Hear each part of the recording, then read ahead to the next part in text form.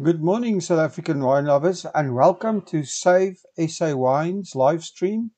Today is the 26th of August, and it's going to be quite an interesting day.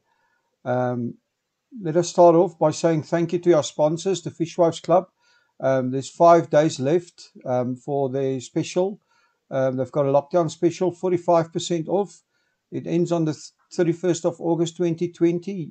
You get a bottle of Merlot, you get a bottle of Sauvignon Blanc, and delivered straight to your door. So thank you for the Fishwives Club for for sponsoring our live stream this morning. Then I need to just say a big thank you to Emma Brevara of Lelude. I had a great interview with her yesterday, and Lelude is one of our featured uh, MCC producers for Cap Classique Day. So Cap Classique Day is the 1st of September, and this is going to be a celebration of all our MCC producers. And to do this, I'm going to interview 6 of the leading Cap Classique producers in South Africa, and we want everybody to take part. Please post your pictures with Cap Classique with hashtag Cap Classique Day in your group. That would be fantastic. And also, if you planning something special for the 1st of September, why don't you go out and buy a bottle of bubbly in addition to the flowers that you were going to give to your loved one? That would be something really great. And you can get Lelude at your local Woolies. So that might not be a bad idea to pick a bottle of this up. This just looks fantastic. And I'm actually going to read a quick quote that I saw this morning on their Facebook page. And it says, there are approximately 49 million bubbles in a standard sized bottle of Methode Cap Classique. But unlike diamonds or pearls, the tinier the bubble, the better. So we are looking for the tiny bubbles inside the MCC. So there we go. Just a reminder again, the 1st of September, Cap Classique Day. So we would really, really like your support for this. Then yesterday we had some interesting things happening. It was fake news day. Um, Somebody actually came up with a story that we're going to see another alcohol ban, and we saw pictures on the news of lines up to 30 meters in front of bottle stores. But this was all fake news. So don't fall for the fake news. This is not true. So just to to clarify, Vinpro also came in and said that there's no substance in these rumors. But it did make for an interesting day yesterday. Then our big campaign, the hashtag 60 in 60 campaign, where we are featuring our producers, 60 of our producers in the next 60 days. And we really want you guys to take part in this. These producers will be featured from the 30th of August until the 28th of October. We're using the hashtag 60 in 60, also the hashtag SaveSAwine, and the hashtag Drink South African. And here's why we need your help. Due to South Africa's recent nationwide prohibition, Vinpro estimated that over 90% of our wineries are in trouble. 90%. They also estimate that the entire wine industry could lose more than 15% of its wineries. We could lose 12.6% of our grape growers, and that would mean that we would be losing more than 18,000 jobs over the next year and a half, which would be devastating to this industry and to the people and the families involved. Wine tourism has lost 2.5 billion rand in revenue between March and July 2020, so that's horrible. And to top this all off, the wine industry is sitting on a 300 million litre surplus and the harvest coming in. So, it's basically setting itself up for a catastrophe. And we just need to keep our support going. This is why we are keeping the group going, because this domestic ban that was lifted on the 18th of August, there's 5 months of damage that's done. So that is put a coffin in the nail of many of our wine producers. So please support by sharing these posts, hashtag 1660, hashtag SaveSAwine, and hashtag drink South African. The more people we can get involved, the better. We're closing in on 55,000 people on our group. So we just want to say thank you to every single person that's going out and sharing our stuff and getting their friends and family involved. If each of you go out and get 2 people involved, we would really have 100,000 people here, and our group would be pumping. So please go out and invite as many people as you can. We need your help with the hashtag 1660 campaign. Also, if you can, try to support as many of these producers that you can. It starts on the 30th of August, so watch out. Also, please go and like our Instagram and leave a message, comment. It's on instagram.com/SaveSAwine.co.za. I'm going to repeat that. It's instagram.com/SaveSAwine.co.za. Then today's podcast is going to be quite interesting. Before I go into the details of the podcast, I just want to tell anybody out there that wants to be on your podcast, that's a Winelands business or restaurant or doing anything in the Winelands, contact us by emailing us at visitthewinelands@gmail.com, and you can be on your podcast. Podcast is a great way to get your message out there. And then before I go to the podcast, I just need to say another quick thank you to our sponsor of the day, the Fishwives Club. Their special ends on the 31st of August 2020. 45% off, 5 days left. So make sure you get it. Go to fishwivesclub.gr8.com. And then I'm actually going to go to the podcast now. I've got an interview with Fred Hart. Fred Hart is a wine influencer, Instagrammer, and the founder of Uncork South Africa. Uncork was founded in 2017. He started it off as a personal memory bank, but it quickly snowballed into a passion product. And his main element in his Instagram and the post that he does is craftsmanship, and he does great support for the South African wine industry and what he calls liquid art. And over time, his Instagram has evolved to luxury accommodation, fine glassware, and cigars. I had a very interesting interview with Fred. So it would be great if you guys listen to it. It's interesting. Before we start the show, just a reminder that we'll be on tonight at 7 o'clock again with the evening live stream. So get on that. And now, without further ado, let's listen to Fred Hart from Uncork SA.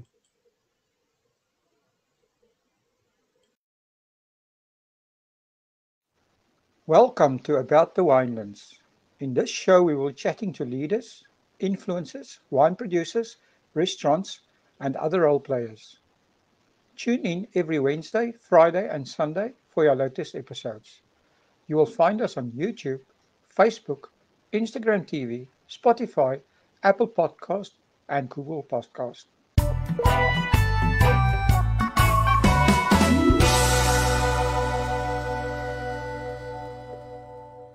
Hi everyone, and welcome back to About the Winelands. Today I'm speaking to Fred Hart. Fred Hart is from Uncork SA. Welcome, Fred, to About the Winelands. Cheers. Well, thanks very much. Great to be here. No, it's my pleasure. How are you coping with this whole locked-in scenario? Well, it's rather interesting. We've just added a new family member to the house, so we're fairly busy and full at home. 2 kids and a newborn, and managing, thankfully, to continue working in new space. So busy. Obviously, very daunting to know that we might be running out of wine, although I think I might still be safe for a couple of years or so. Oh, that might be. I mean, I just thought we have an impending disaster coming on, but I'm glad to hear that. So, talking about the wine, tell us a bit about yourself, your background, and how you became involved with the wine industry. Cool. Yes. Well, and I'm born and bred Durban, which is kind of the antithesis, I suppose, of premium wine and all things fine. born and bred Durban, can't surf to save my life. I can fall off a surfboard like you can't believe, but certainly not one you can stand on. Born and bred there, and I've came down to the Cape in 2012 from a career point of view, but I've always been a really big wine lover.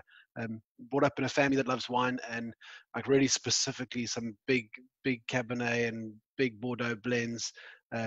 So as far back as I can remember, it's been a really important part of family and celebration and lifestyle. Strange enough, I can actually still remember the day that my father, for the first time, said to me, "It's my chance to go with the wine steward or the sommelier and go pick a wine from the cellar myself." It's things like that which obviously drew me to this industry. That it forms such an integral part of special moments and family celebrations. And from there on, it's just been a love story, really. So you've been in the wine industry a lot. I mean, your dad was in the wine industry as well, it sounds like, or in the restaurant No, industry. so my father was actually he's a medical doctor, still is practicing in Durban. Just passionately in love with wine. I think that he's very much been brought up, and that in the old days it was still very much acceptable to have medical reps drop off a bottle of wine to say thank you for support and service. And so many of these wines actually came from gifts from these amazing people who used to work with my father. So we just fell in love with the product, and I think the living nature of it made it just appealing and really romantic for us as a family to enjoy together.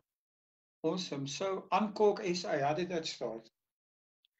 So a bit of a strange one, really. I mean, I always thought that I'd never be somebody to play around too much on social media, but what I realize is that I really enjoy all of this stuff. I really enjoy what I'm doing. I enjoy consuming and appreciating fine wine and learning about it. I think that really is the most important thing. But I found my taste and appetite for all things fine was working faster than my memory. So to be honest, when I opened Uncork SA for the very first time, the intent was to really store and keep a memory bank of all the products that I enjoyed. So it wouldn't be everything I tasted. It would be the things that I thought, one day I'm going to go back and pick this up again. I'm going to stock this in my cellar, and I'm going to, keep track of what I really enjoy. And from there, it kind of just grew fairly organically. To be honest, and very unexpectedly as well. Well, how long ago did you start? It was probably three and a half years ago. Okay. At that stage, I was working in the wine industry, so I had the pleasure of working with one of the largest liquor suppliers in South Africa for many years. I say many years in context, 8 or 9 years. And it was really that space where I was able to, my passion for wine and spirits was able to develop further, become more than just a sideline interest, but become something that was keenly aware of, and I wanted to further enhance my skills on. So as I kind of began from 2018, probably say 2018, the beginning of 2018, I started it. And within 2 or 3 months, it started clocking up a reasonable following. And I don't think I really kept track of how many people were engaging and how many people were talking or how many people were following. It was never really that exciting for me, but it felt like other people became interested in that. And obviously it's just snowballed, and the amount of time I invested in there just really started picking up as well. So I'm interested, right? So this is now your full-time profession. It's not just a side hobby. No, so it is still very much a side hobby. I have left the liquor industry directly. I now work in the data science world, in customer data science. So I've left directly that space, although what I've realized is there's still a keen interest. It has always really revolved around people. So even what I'm doing now is still the same token. What has happened is since leaving the liquor industry, I've been able to really stretch out my wings a little bit further in Uncork and start digging deeper into the area that I'm passionate about. But that being said, it's still a sideline. What it means, I suppose, for Uncork in general is that it still remains a really 100% authentic recommendation site. I have been really fortunate to have something else that drives my income, which means that I don't, it's never really about charging or making money. It's the purpose of Uncork has never been a financial gain. It's really just about indulging my own curiosity for things that are luxury. So Uncork itself, I mean, I know you've got quite a big social media following, but is it your blog is basically your real passion, right? Is that what I understand it correctly? Is that, I mean, what other places do you have, where you actually do reviews and stuff like that besides your blog? Or is your blog the main thing? Yeah, so and really on Instagram is probably the the primary presence holder of Uncork. I Mm-hmm. suppose it was really designed that way. I found Okay. the visual appeal of Instagram good.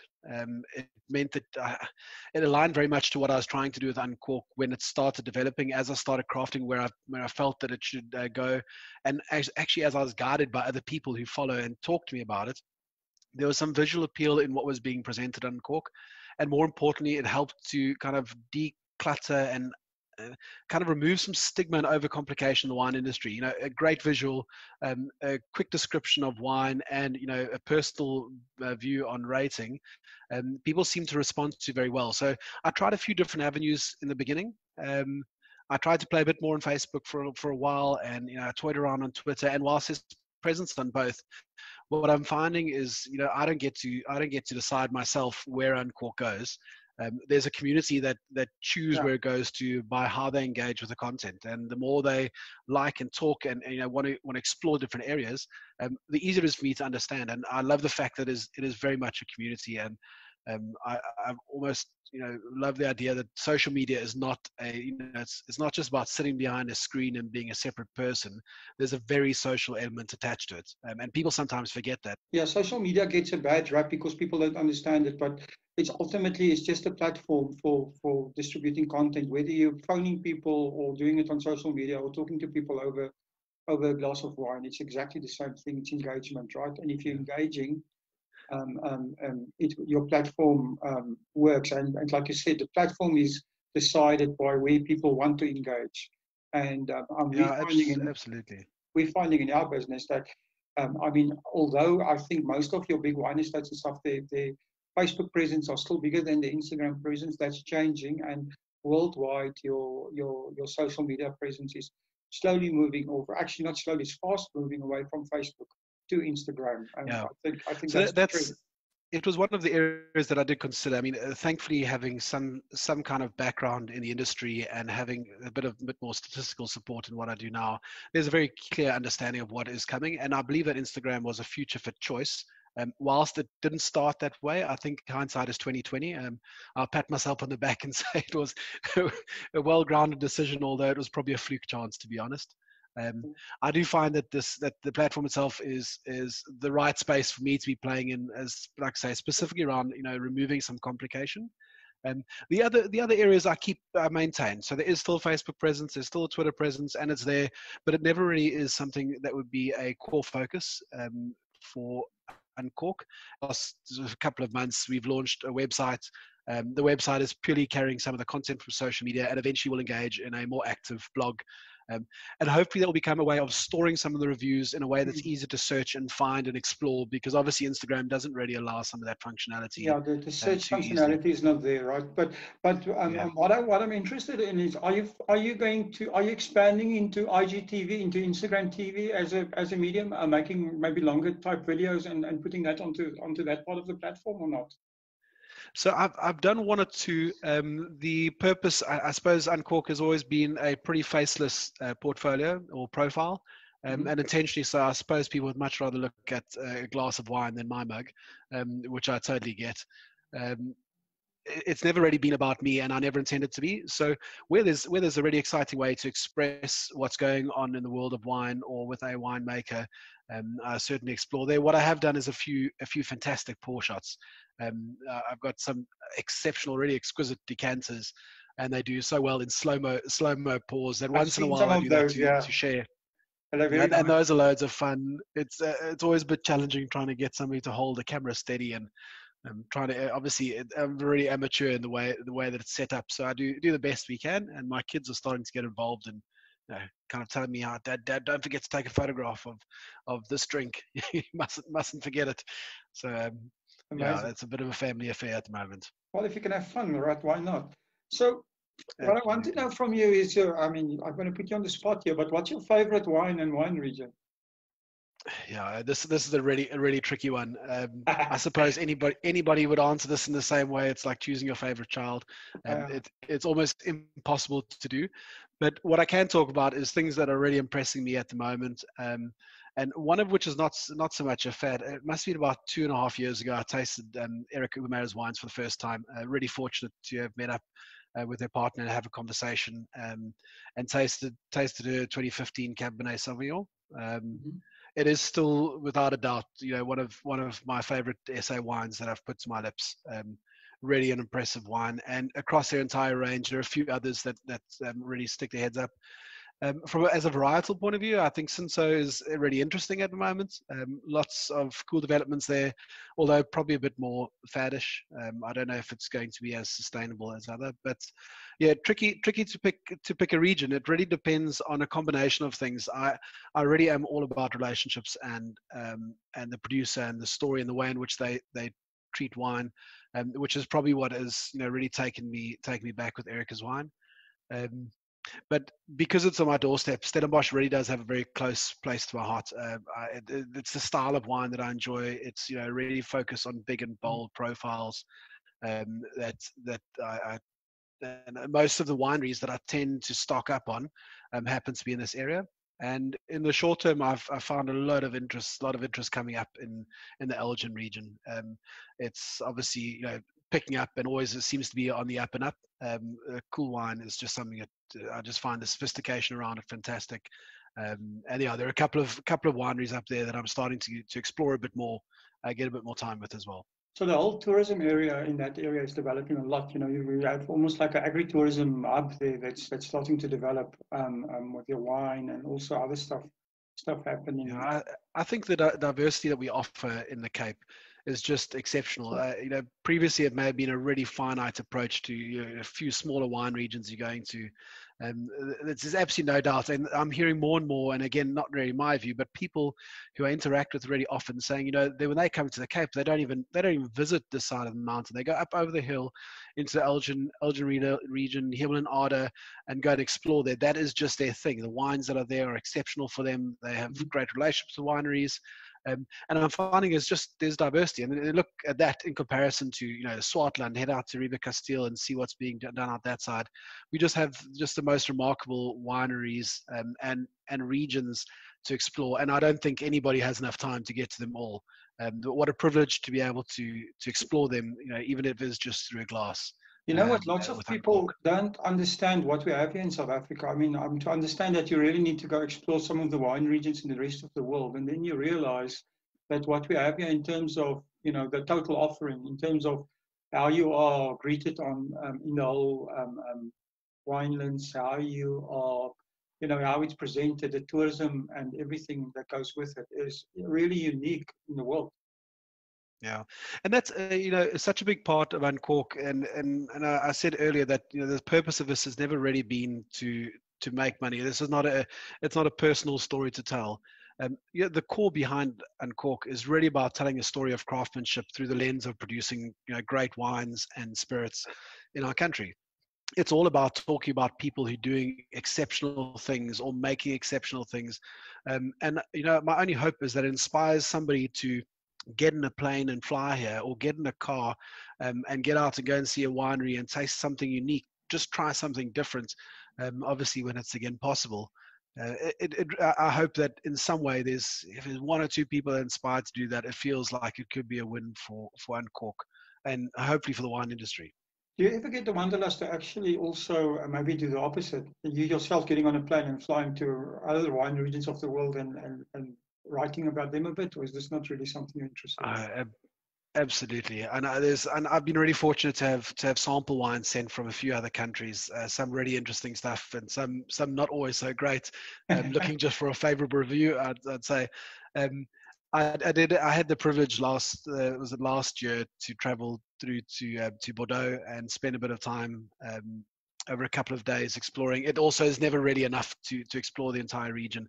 And coupled with that, I actually spent a week or so in Scotland wandering through some of the whiskey distilleries as well. So and there's no doubt those are absolutely wonderful trips. I think they tend to be once in a lifetime trips, particularly with family. When we go on holiday, we head east to Indonesia and find ourselves on a beach really quietly sipping back on something a little less sophisticated. Okay, awesome. So one of the things is, Fred, obviously, Uncork is almost, becoming like a influencer in the wine industry. So I would think that sometimes it's to a winery's advantage if if you can write something about them or review them or whatever. So if somebody's listening from a wine estate and they want to get your attention, how did they get you to actually drive a bit further than Stellenbosch maybe, or maybe go to a place you haven't been to and get your attention to come to, taste the wines and write something about it? I think the first thing, I almost cringe at the You don't have to bribe you, word right? influencer. I know exactly why it exists and how it's worked. The starting point is, I hope that wineries see it as a channel. This is just another space that you can use to market your brand. And please, I have great friends who are involved in social media, and they work this as a career. I hope they see this as a valuable channel that doesn't have cost attached to it in real terms. Pick up the phone. My number's on most of the social media channels. There's an email address online, drinks@uncork.co.za, being an email address, or through any of DM me on Instagram is probably the easiest way to get it, really. Send a message, start a conversation. What I can tell you, what you're not going to get sent back to you is a rate card and a generic response that says how to get. This is supposed to be a way for hopefully allowing me to explore more of the winelands, and hopefully for yourself a way of getting your products exposed to more people. There obviously is one or two caveats to it. I don't charge anything for exposure on Uncork, and I never intend to do it. What it does mean is that I'm grateful to receive samples. The generosity of the industry is really vast. The samples always come at risk, and I said really clearly, I focus on the good. If I taste something and it's not to my liking, you'll find very few ratings on the page are in the low 80s and nothing below. And it's purpose driven, that I understand every product's got a profile and every profile has got a product. If it doesn't suit me, it doesn't do anything for a supplier to slate it. I'll talk generously about the things that I really enjoy.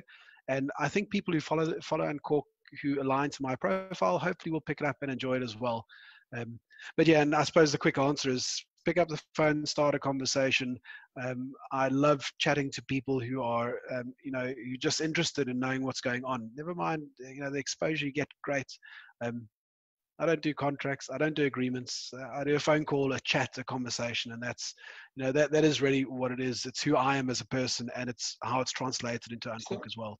I think, I've had quite a few people, quite a few big wine estates have conference facilities in that, and what they do, and I think this is where wineries can, and they would go to professional conference organizers and maybe invite them to come to and visit on a quiet weekend and experience what they can provide, right? And I think this is what I would think that the winery should do, is actually invite somebody like you for a lunch or a pairing or something at their own cost, and let you enjoy it, and then write your review from that perspective as a invited customer type of thing. Yeah. So in many of the cases, that's how it does translate with Uncork. So the ability to get out to a winery, I don't necessarily always plan very well in advance, well, as you would have seen, being at the mercy of all these children and a really busy work life. Sometimes, and I'm able to kind of plan weeks or months in advance. But that being said, we've had some really good experiences. I remember a trip to Franschhoek where we were really blown away, and thankfully as a family, I think this journey is a personal one, but the impact is felt on a family who, I'm conscious of what it does to them if I'm running about tasting wonderful wines all over and they don't get to be a part of it. So I ask for anybody who's interested, be considerate of what the lifestyle it creates on the side, not just of myself, but anybody you're reaching out to. I suppose that is why some others may ask for financial support, because it kind of replicates, it's part and parcel of what they do for a living. The ask is reach out, let's chat, and I'm fairly open and honest about what I can and can't do. Where it's possible to involve family, and in some cases there's some wineries that it just is not, and that's also okay. And the last part, the other part, which is really really exciting, is that about 4 months ago we opened up a donation site on PayPal, which is really, it's not so much directed at producers, it's a combination of producers and followers, and it's called Buy Uncork a Drink. It's a really small entity. It's like a kind of a $5. Anybody who's interested, kind of small donation. And strange enough, that has just ticked over in a very small way. Some of the producers are grateful afterwards for exposure and, drop $15 or a $10 in and say, thanks very much. This is for you to go and buy something, which, I appreciate it. Actually, if nothing else, maintains a bit of interest, and it also gives me an excuse to stock up the cellar with more wine, I suppose. So talking about that, I'm interested in how this influencer industry develops. When I started hearing about Instagram influencers, in the beginning, I was always thinking of girls in bikinis selling fashion accessories and makeup, right? But with this type of thing, you can't just rely on images and stuff like that. Surely you have to provide some value. So if you had to give somebody that wanted to become an influencer some advice, what would you say? What does it take to become a successful influencer in the wine industry? Cool. So I think the starting thing is just pick anything that you're passionate about. So be it wine or natural wine or a specific region, or focus on South African wine, focus on a style of wine or what you're trying to track. The starting point is, if you're not passionate about wine, don't start here at all. And it seems maybe like a bit of a negative statement, but it's really difficult there are loads of people who come in and try and leave, and often the case is that you have to be so passionate about this that you almost can't stop. So there's maybe the first thing is, if you pick the thing you're passionate about. If that is wine, fantastic. What a pleasure to have a new influencer on board. The second thing is try to understand what your purpose is. So once you know that wine is definitely your passion, what is the purpose of what you're trying to do? Are you trying to bring new people, young people into drinking? Are you trying to demystify some of the complexities that are created around wine, get people to try new or different varietals or strange regions? I think understanding some of this may also just help to make sure that your market is really finite, but also that your content is then aligned to what they're doing as well. And to be honest, it's something that I've learned in the Uncork journey, is that for a long time I wasn't really too sure how some of these spirits and wines all really tied together. So I didn't start with a really big plan, which is probably my last piece of advice. Don't plan to start and then just you kind of plan yourself to death and actually never get your first piece of content going. Just start and let your community evolve where you're going to and how that direction changes. It felt that in the beginning it was kind of anything I could get my hands on to taste, I would taste and talk about, and then it evolved into let's start being more finite about things that display craftsmanship. So what is the criteria that I'd use for craftsmanship? Is that it's something that a producer stands wholeheartedly behind, saying, I'm proud of producing this. And to be honest, some products are produced in the way to say, I'm not, this is just I'm producing this in order to scale that I can make something else. And others are, standing so proudly behind their product.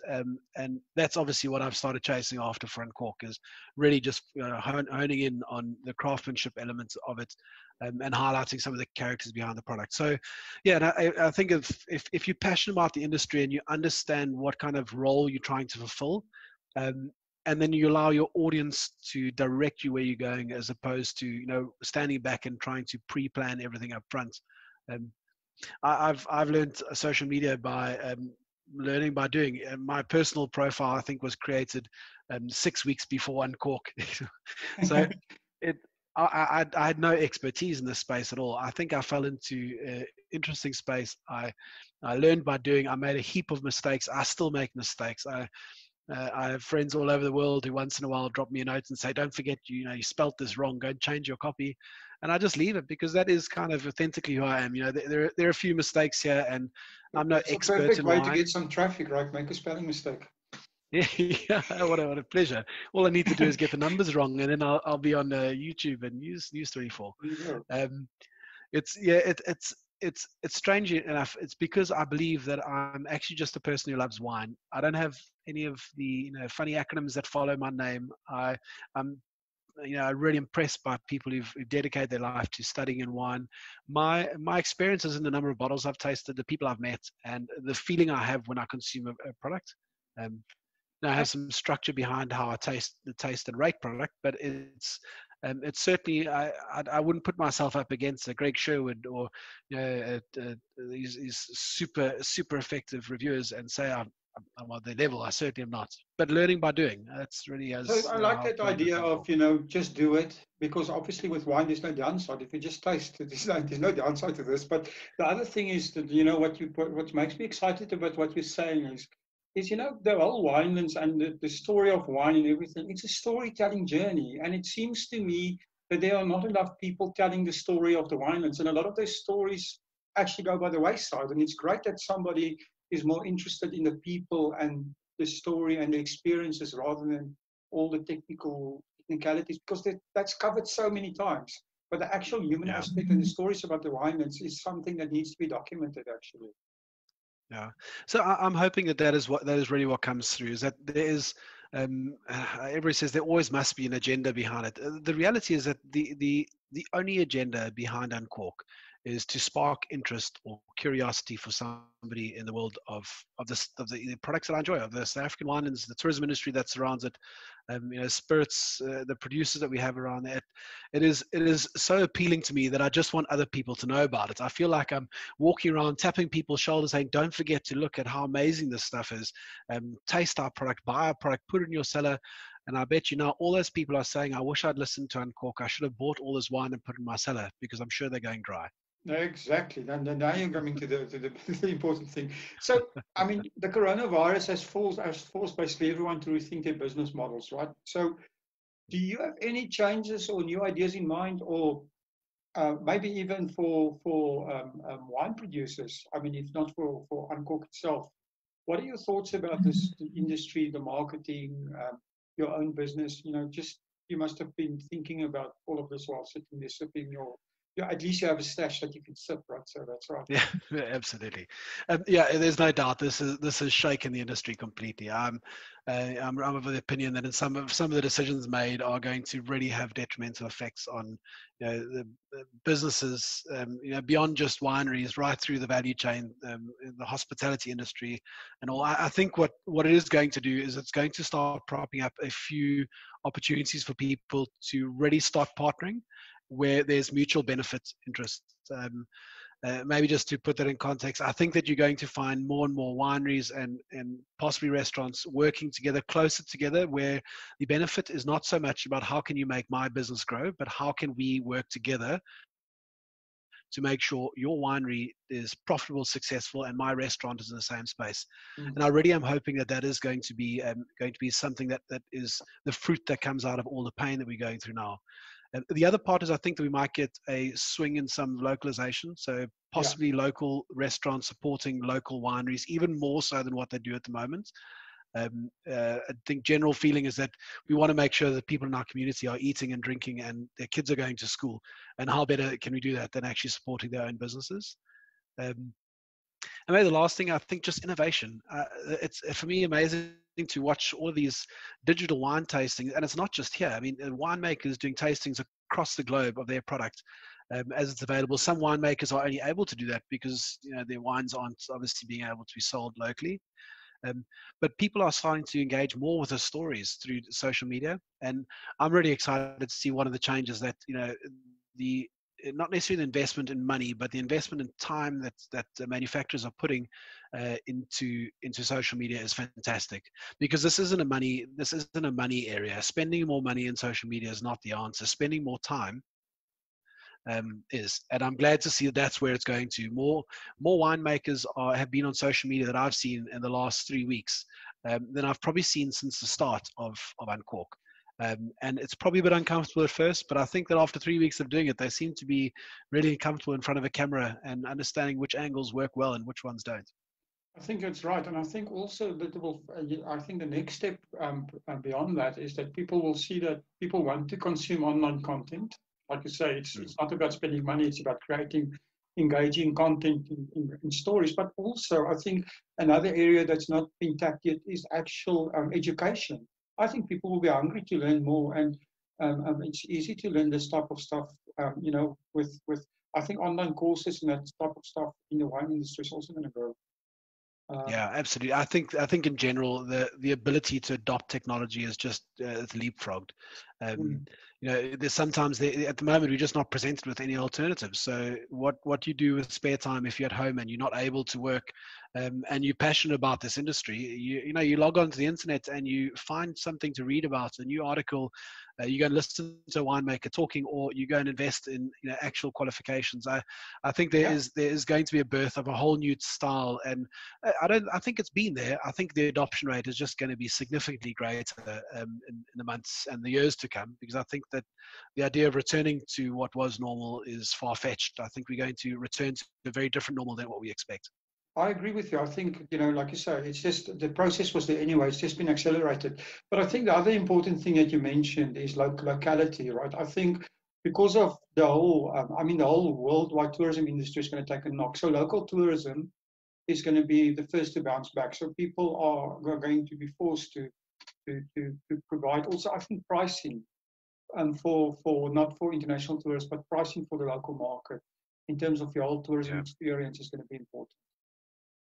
Absolutely, and you know, it's where we talk about these, you know, these genuine interest partnerships where all people involved have got to win. You know, some of these venues will not survive without local tourists supporting in the next 12 months, and hopefully we'll start gearing things in all ways. But for a restaurant to do that, for, you know, a hospitality establishment to do that, they also need the support of the, you know, really right at the supply chain. You know, who's providing them what product, and what role are they playing to make it more effective as well. So it is this genuine, you know, this partnership that needs to be created, and I'm hoping that, you know, this is one of the areas that I hope Uncork will benefit, and certainly start focusing on, is the role that we can play in making sure people are aware of, you know, where there is, you know, where there are companies that are struggling, where there are companies that are succeeding, what kind of partnership opportunities exist, and what role people can play in joining together. It's just such an important part, and it's sad for me every time I, you know, open up and I see a story of a business closing. It really feels like it's a personal stab, and I'm hoping that in some way we can inspire one more person to walk into that store and talk about it, and, you know, kind of elevate the opportunity that people have to keep their businesses open. I totally agree with you. So your vision for Uncork, after all of this and going forward, where do you see yourself going and growing with this? So, strange enough, and I think the Uncork journey is about diversification into different platforms. So I think the ask we are at the moment, we're moving to focus a bit more on a blog, and get the website up and running. I've also started expanding out a little bit outside of Uncork. So I've started a new page called Crafted in Africa. Actually, funny enough, around about the start of lockdown, I've realized that some products don't naturally fit into the Uncork world, which really is tending towards focus on premium wine and spirits sporadically. Crafted in Africa is really honing in specifically on products that are produced locally only. It tends away from sophistication of wine and talks to probably a younger audience. And also refers to, you know, quite a big focus on the craft brewing industry, which I think is, you know, really in a really tough state, I think, at the moment, not necessarily battling through some scale. I've also, you know, worked outside that into another site called Family Friendly, which is talking more to, you know, the environment where parents and children are both welcome. In fact, where kids are welcome, but parents can also come. So probably playing around the peripheral of Uncork without losing, you know, the really essence of Uncork, which I still need to, you know, continue to drive the message, is around this curiosity to just to explore craftsmanship and what we can deliver here. Almost like a type of lifestyle tourism, right? Yeah, so I've done a little bit, and I've tried to work with some local hotels, restaurants, and that is really something that whilst I'd like to do, it's only where it comes across as authentic. The limitation of always this is I don't get to define where Uncork goes. I talk about the ideas in my mind, but the reason why Craft in Africa has popped up as a sideline is that whilst I've tried to explore different passions through Uncork, the reality is the community who follow Uncork have clearly called that that's not, you know, it doesn't fit into what they want to see, and therefore it helps to branch out elsewhere. And I'm excited about that because there's no agenda personally. It allows me to really explore to really explore what people want and deliver that. But yeah, I am kind of hoping that in the really long term, this may be a space for me to fall back on in, you know, later on in life, and expand more to how I can use this to focus on tourism. At the moment, like anybody who reaches out and asks for advice, you know, which winery should I go and see, which region, I'm coming to South Africa, can you please give me an itinerary of what I need to do? I'm here for 3 weeks. You know, it's a really daunting task, but it's lovely. And if just to be able to chat to them at this stage, it's purely to help somebody out. Who knows? Maybe in 15 years' time, I'm going to need to rely a bit more on Uncork for, you know, for different kind of means. At this stage, it's a passion, it's a hobby. I hope to live it out as best as I can, and I hope just to bring more people on board who want to learn more about our product. Oh, awesome! So, tell me your wine journey. Let me ask you this: what is the most important thing you learned from your wine journey so far? So, you spoke about stories earlier. I'd go one step further. That the most important aspect of any journey that I've been on, both wine and spirits, has been revolved purely around relationships. And I can't express this enough. It may be more what I've learned in the social media world than wine, but it translates really closely into what I've done with Uncork. It is all about relationships. You know, I've seen really big businesses make offers of, you know, almost obscene amounts just, you know, for exposure. You know, we'll send you this and we'll send you this, what we pay for it, and you either take it or leave it. And, you know, the response is always from us, I leave it. I have no interest whatsoever in doing this. What I've worked with from the start is a producer picks up the phone or drops me a DM and says, hey, yeah, have you heard of our product? Are you interested in trying it? We'd love you to come out to the estate if you can. If not, you know, can you give us an address to send through a sample? These, and it doesn't end there. If I do taste, I actually want to hear from them. I want to hear what they thought about the wine, what they thought about the vintage. And when I say it all revolves around relationship, it's because it is impossible to unlock that story without a true relationship. The story that you get is a marketing story unless it's told by somebody who's intimately involved with it.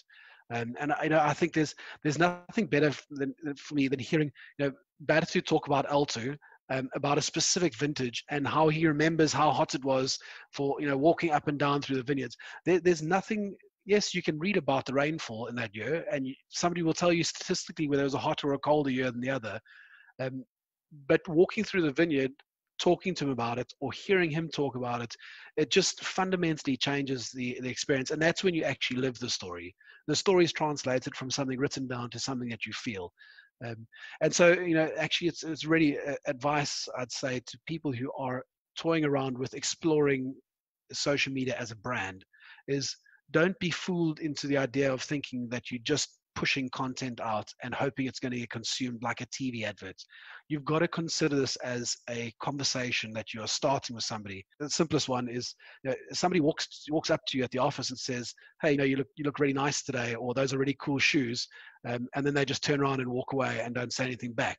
For me, social media is sometimes interpreted, particularly in bigger brands, sadly, that's how it's lived out. You know, they put out a wonderful advert of beautiful imagery and the most, you know, a huge expense put into how to make a product presentable.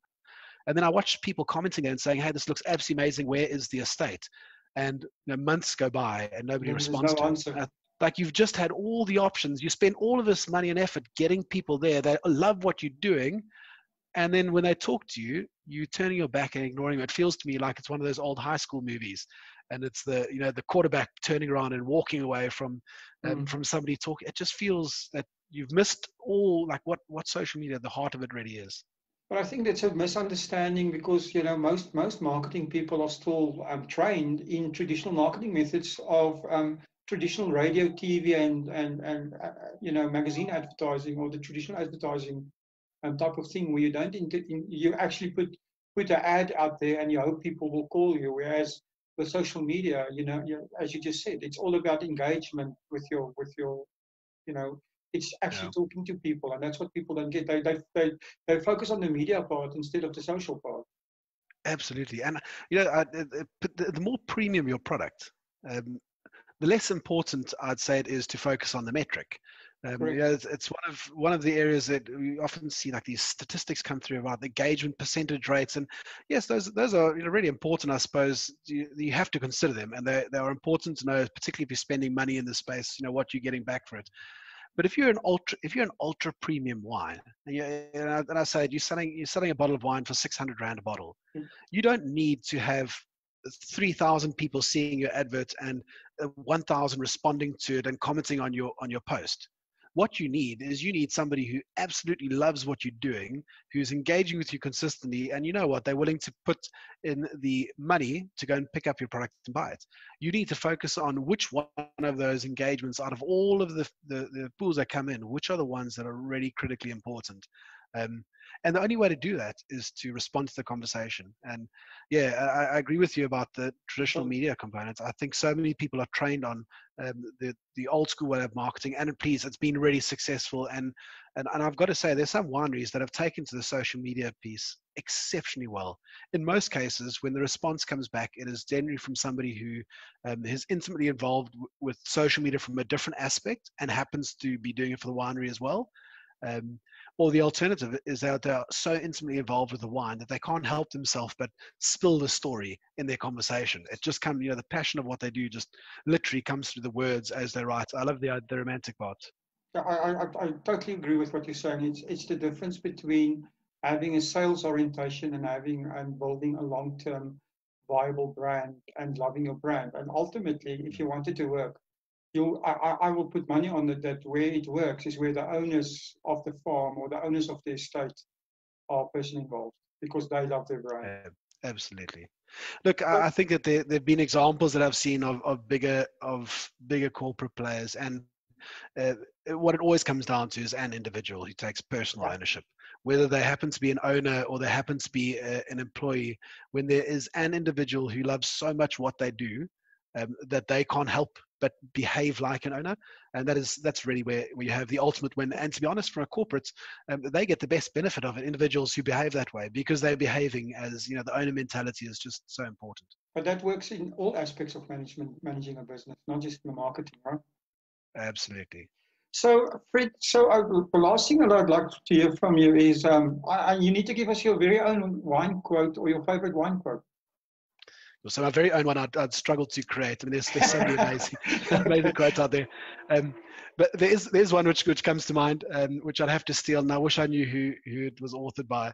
But it taps on two things which are really important to me. So it goes like this: right? Wine is a little like love. When the right one comes along, you'll definitely know it. That is a very good. I actually love that one. I haven't heard it before. So that sounds like something that Mark Twain would say. But it does sound like it's come straight out of a poet's mouth, right? And I'll tell you that this is no truer than the Uncork journey for me. It's been this feeling of falling in love with wine and the industry, one glass at a time, one conversation with a producer at a time. It's this evolution and a continuously growing journey.